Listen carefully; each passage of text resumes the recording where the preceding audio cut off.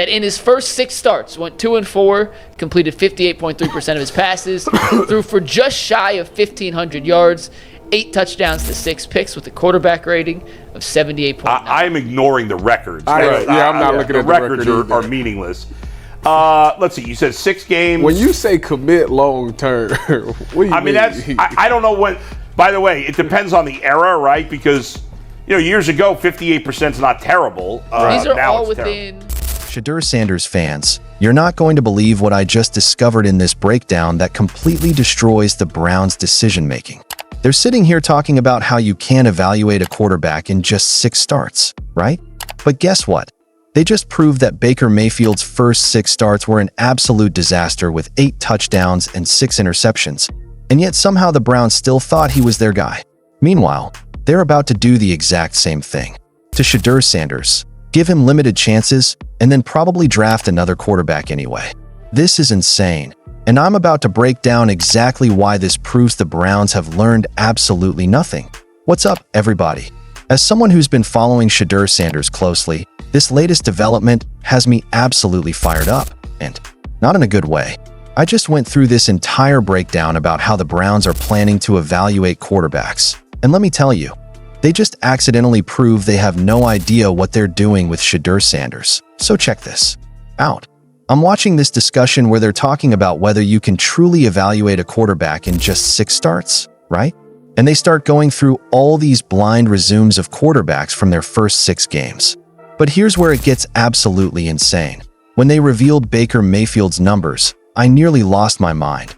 Baker Mayfield in his first 6 starts went 2-4, completed 58.3% of his passes, threw for just under 1,500 yards, 8 touchdowns to 6 interceptions with a 78 quarterback rating. Those are the numbers that made the Browns think, yeah, this is our guy. Are you kidding me right now? I mean, from what I've seen with Shedeur Sanders at Colorado, those numbers would be considered a bad game for him. The guy was completing passes at a 69.3% clip in college, threw for over 4,000 yards with 35 touchdowns and only 4 interceptions in his final season. But somehow the Browns looked at Baker's 8 TDs and 6 picks and said, franchise quarterback. You know what's even more frustrating? They're sitting there in this discussion saying stuff like, I wouldn't be confident, and I need to see more when looking at those Baker Mayfield numbers. But guess what? They did commit to him. They gave him chance after chance, and we all know how that turned out. Now here's where this gets really personal for me as a Shedeur Sanders supporter. The Browns are basically setting up the exact same scenario for Shedeur. They're planning to give him maybe 6 starts, maybe fewer, and then they're probably going to draft another quarterback in the first round anyway, because 6 games isn't enough to evaluate. But wait, it gets worse. In this same discussion, they're talking about how their decision next year is going to come down to what quarterback can I get, rather than how well Shedeur or Dillon Gabriel actually play. One of them literally says, this is really not about Shedeur Sanders, and Dillon Gabriel will probably not be able to play enough to be considered a sure thing going into next year. Are you hearing this? They're basically admitting that no matter what Shedeur does, they're probably taking a quarterback in the draft anyway. That's not evaluation. That's just wasting everyone's time. And here's what really gets me heated. They went through all these examples of quarterbacks who had rough starts but turn out to be great.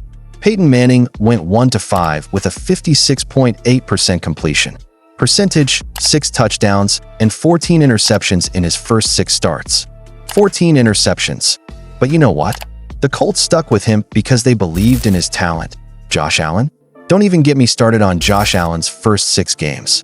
The guy went 1-5 with a 55.5% completion percentage and way more interceptions than touchdowns. But Buffalo saw the potential, they developed him, and now he's one of the best quarterbacks in the NFL. But here's the kicker. When they revealed some of these great quarterbacks' early stats, the guys in this discussion were saying stuff like, definitely taking Arch Manning in the first round, and I'm taking another quarterback. So even when presented with proof that great quarterbacks can have rough starts, their instinct is still to bail and draft someone else. And this is really not about Shedeur Sanders, and Dillon Gabriel will probably not be able to play enough to be considered a short thing going into next year. Is that fair to say? Depending on how many games they got. I know that, but I'm saying my hypothesis is they're probably not going to play enough where we know for sure they're the answer. I'll give you that, yes. So if that's the case, it's going to come down to what quarterback can I get? Is it a quarterback that feels like... This is exactly what's going to happen to Shedeur Sanders, and it's making me sick to my stomach. The Browns are going to throw him into a terrible situation, probably with limited weapons, a questionable offensive line, and a coaching staff that's already planning his replacement. Then when he doesn't immediately look like Patrick Mahomes in his first few starts, they're going to say, well, we need to see more and draft another quarterback. You know what I think is really going on here? I think the Browns are so traumatized by their quarterback failures that they can't recognize talent when it's right in front of them. They've been burned so many times that they're paralyzed by indecision. But let me tell you something about Shedeur Sanders that these guys don't seem to understand. This kid is different. The way he processes information, his accuracy, his leadership, his poise under pressure, these aren't things you typically see from rookie quarterbacks.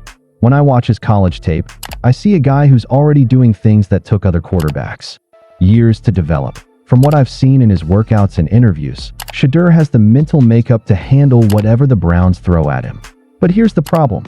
If they're already planning to draft someone else regardless of how he plays, then what's the point? And this brings me to something that really bothers me about this whole situation. They keep talking about how 6 games isn't enough to evaluate, but then they use examples like Johnny Manziel, who was clearly terrible from day one, to justify their position. Well, guess what? Sometimes 6 games is enough. It was enough to know Johnny Football wasn't the answer, and it should have been enough to know Daniel Jones wasn't either. But when you have a quarterback with Shedeur's background, his college production, his football IQ, and his work ethic, you don't need 6 games to know he's special. You know it from watching him prepare, from seeing how he handles pressure, from understanding how he processes the game. That I could be wrong about this, but I think the Browns are setting themselves up for another massive mistake. They're so focused on trying to avoid another Baker Mayfield situation that they're going to miss out on a potential franchise quarterback in Shedeur Sanders. Let me know what you think in the comments. Do you think 6 games is enough to evaluate a quarterback? Because from what I've seen, the Browns have already made up their minds regardless of what Shedeur does on the field. And here's another thing that's driving me crazy. They're talking about their draft position next year like it's already decided. One of them says they're probably picking in the top 5, and the odds are they're picking in the top 5. So they're basically planning to lose games. How is that fair to Shedeur Sanders or any of the other players on that team? You know what this sounds like to me? Tanking. They're basically admitting they're going to tank this season so they can draft a quarterback next year. But that's not evaluation. That's just giving up before the season even starts. What really gets me is that they had the 2nd pick in the draft and chose not to take a quarterback. Now they're sitting here talking about how they're going to need to draft one next year anyway. So what was the point of waiting? What was the point of putting Shedeur and Dillon Gabriel in this impossible situation? I mean, think about it from Shedeur's perspective. You're a talented quarterback coming into the NFL, and the team that drafts you is already planning to replace you before you even take your first snap. How is that supposed to set anyone up for success? From what they're showing us in this discussion, it's clear that the Browns front office is more concerned with covering their own backs than actually developing talent. They're so afraid of making another mistake that they're paralyzed by indecision. But here's what I know about Shedeur Sanders. He's not going to let that stop him. This kid has been doubted before, and he's proven people wrong every single time. When he gets his chance, and I believe he will get his chance, he's going to show the Browns exactly what they have. The question is, will they be smart enough to recognize it? Based on this discussion, I'm not so sure. They seem more interested in finding reasons why quarterbacks won't work than actually developing the talent they have. Let me know in the comments what you guys think about this whole situation. Are the Browns setting Shedeur up for failure? Do you think they're already planning to draft another quarterback regardless of how he plays? That's a fair argument that 6 games might not be enough for every quarterback. But when you have someone with Shedeur's talent and background, you should be able to see the potential pretty quickly. The problem is, it sounds like the Browns aren't even looking for it. That we need to see what happens when Shedeur actually gets his opportunity. But from what I'm hearing, they might not even give him a real chance. And that would be a tragedy for both Shedeur and the Browns organization. That I'm someone who will call it how it is, and right now, It looks like the Browns are about to make another massive mistake at the quarterback position. They're so focused on trying to avoid another Baker Mayfield situation that they're going to end up creating one. What do you guys think about this whole mess? Are you as frustrated as I am watching this unfold? Drop your thoughts in the comments below, and let's have a real conversation about what's happening in Cleveland. Look, at the end of the day, this whole situation just proves that the Browns haven't learned anything from their past mistakes. They're about to put Shedeur Sanders in an impossible situation and then probably draft his replacement before he even gets a fair shot. But I believe in Shedeur's talent, and I think when he gets his opportunity, he's going to prove all the doubters wrong. The question is whether the Browns will be smart enough to recognize it when they see it. That if you enjoyed this breakdown and want to see more content about Shedeur Sanders and the Browns, make sure to smash that like button and subscribe for more videos. I'll be following this story closely, and I want to hear your thoughts in the comments. Are the Browns setting up another quarterback disaster, or am I being too harsh? Let me know what you think, and I'll see you in the next video.